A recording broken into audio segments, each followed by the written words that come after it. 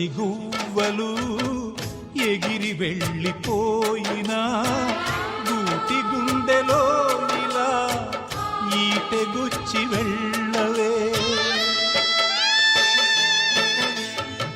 ముళ్ళ చెట్టు కొమ్మలైనా ఎంత పైకి వెళ్ళినా తల్లి వేరుపై ఇలా కత్తి దూసి ఉండవే.